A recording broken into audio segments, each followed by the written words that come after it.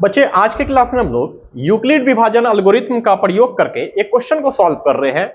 इस टाइप का question board exam में अधिक से अधिक बार आता है। हो सकता है कि वहां डिजिट चेंज रहे, मगर प्रोसेस आप ये वाला अप्लाई कर सकते हैं। तो क्वेश्चन हम लोगों का आज का है, यूक्लिड विभाजन एल्गोरिथ्म का प्रयोग कर 135 और 225 का एचसीएफ ज्ञात करें। मगर किसके माध्यम से? यूक्लिड विभाजन एल्गोरिथ्म का प्रयोग करके करना है, ये बात ध्यान में रखना है। एचसीएफ तो आप बहुत बार निकालते होंगे, मगर यहां पे जो बोला है यूक्लिड विभाजन एल्गोरिथ्म का प्रयोग करके निकालना है। क्वेश्चन यही है।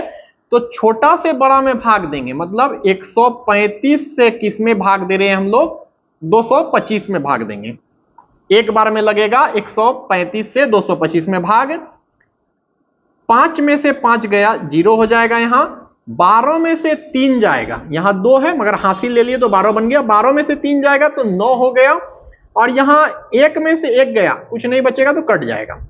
अब बहुत बार ऐसा भी होता है, बहुत बच्चे ऐसा करते हैं कि यहीं से फिर इसको यहां 135 को लिख देते हैं और आगे बढ़ जाते हैं। आप चाहेंगे तो ऐसा भी कर सकते हैं, मगर यूक्लिड विभाजन एल्गोरिथ्म को फॉलो करते हुए काम करना है यहां पे।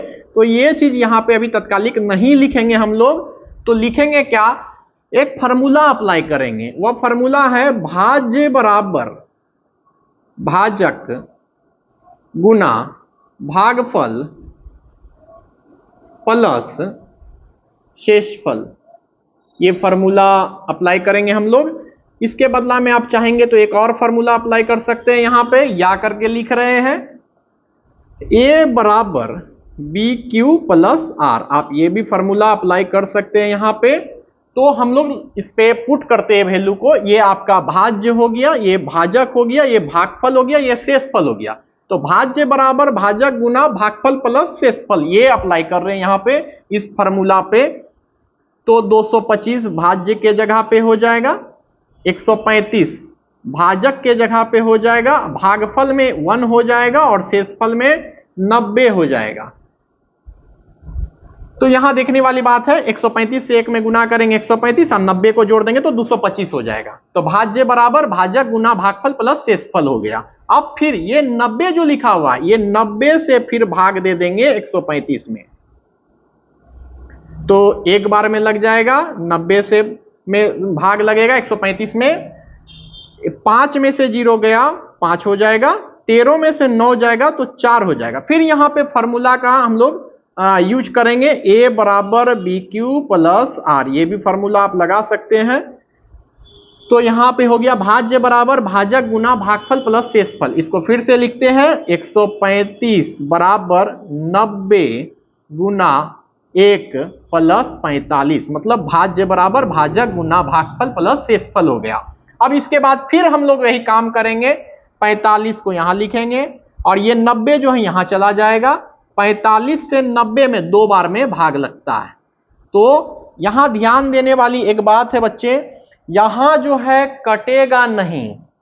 यहां यूक्लिड साहब का कहना है कि यूक्लिड विभाजन एल्गोरिथ्म के माध्यम से अगर हम बना रहे हैं तो यहां काटेंगे नहीं, ये गड़बड़ हो जाएगा हम लोगों का। यहां पे हम लोगों को 0 दे देना है, तब ये यूक्लिड विभाजन एल्गोरिथ्म को फॉलो कर रहा है। तो यहां 0 हो गया।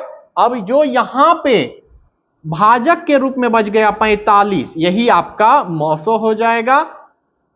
45 जो यहां बचा, तो हम लोग इसको लास्ट में ऐसे लिख सकते हैं कि 135 और 225 का 945 होगा। यही 45 जो है आपका 900 हो जाएगा, आंसर हो जाएगा।